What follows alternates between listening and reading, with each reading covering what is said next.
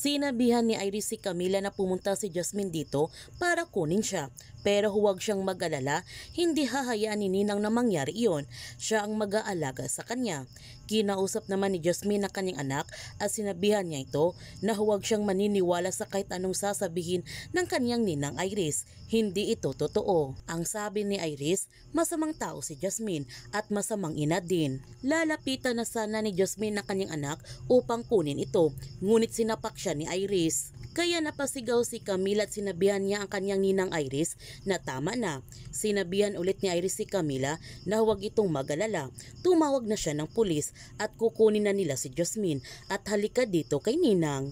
Sinabihan naman ni Jasmine si Camila kahit anong mangyari tatandaan niya, mahal na mahal niya ito. Kaya naguguluhan si Camila kung sino sa kanilang dalawa ni Iris at Jasmine siya sasama. At sa wakas, nararamdaman ni Camila ang totoong nagmamahal sa kanya. Kaya lumapit siya kay Jasmine dahil sasama na siya nito. Sobrang masaya si Jasmine dahil sasama na sa kanyang anak.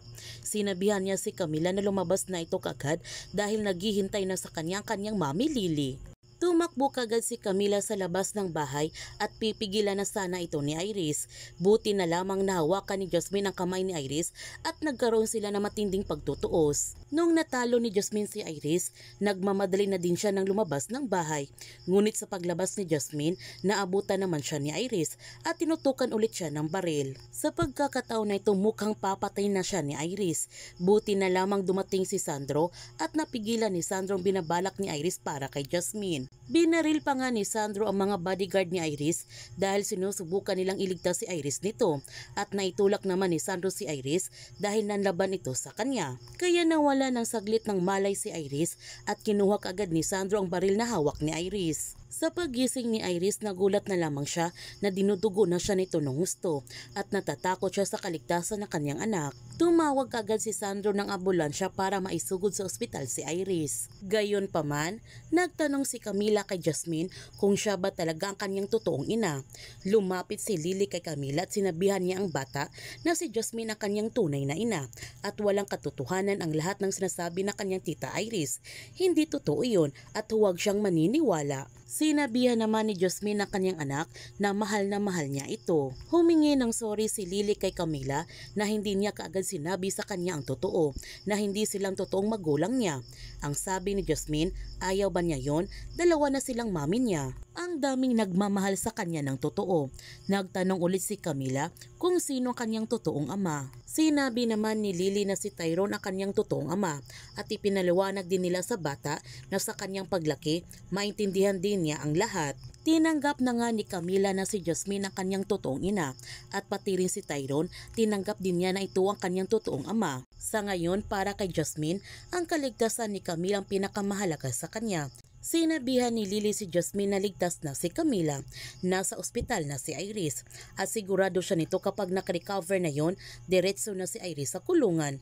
Pero titistigo pa rin siya laban kay Iris. Mabuti na hindi na makalusot si Iris sa batas at bukas sasabihin na niya kay Camila na kailangan na niya itong iwan sa kanya. Masakit pero kailangan niya talagang pagbayaran yung kasalanang ginawa niya. Naging kasabot siya sa illegal na negosyo ng BSM pero masaya siya kasi maiiwan sa kanya si Camila. Siya naman talagang totoong may karapatan kay Camila. Ang sabi ni Jasmine, pareho silang dalawang may karapatan kay Camila dahil pareho silang nagmamahal sa bata. Hindi niya alam kung mamahalin ba siya ni Camila tulad ng pagmamahal na ibinibigay niya sa kanya.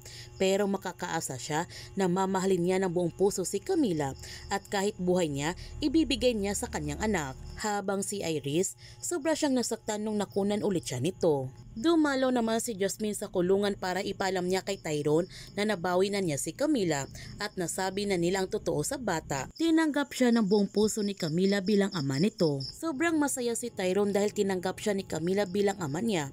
Nagtanong si Tyrone kay Jasmine kung ano na ang kanyang plano. Ang sagot ni Jasmine na iuwi niya si Camila sa San Remo. Ang sabi ni Tyrone na susunod siya nito. Ang sabi ni Jasmine, aasahan niya ito. Tinawagan naman ni Iris ang kanyang ama na kailangan nilang patayin si Jasmine dahil pinatay niya ang kanyang anak. Pinagsabihan si Iris na kanyang attorney na kailangan niyang kumalma at magdandahan sa mga sinasabi niya. Mahihirapan sila na labanan ang lahat ng kaso na isinampa ni Jasmine sa kanya. Dahil witness ang Inlia rito, sinabihan ni Vito ang kanyang anak na kailangan muna niya maging mabait dahil ilang araw na lang at matatapos ng mga papilis palabas ng bansa. Pero bago sila tatakas, papatayin muna nila si Jasmine. Kaya huwag natin palalapasin ang pagtatapos ng Lavender Fields. Kung bago ka pa channel ko, don't forget to like, subscribe, and click notification bell para palagi kang updated sa mga videos in-upload ko. Thank you for watching and God bless to everyone.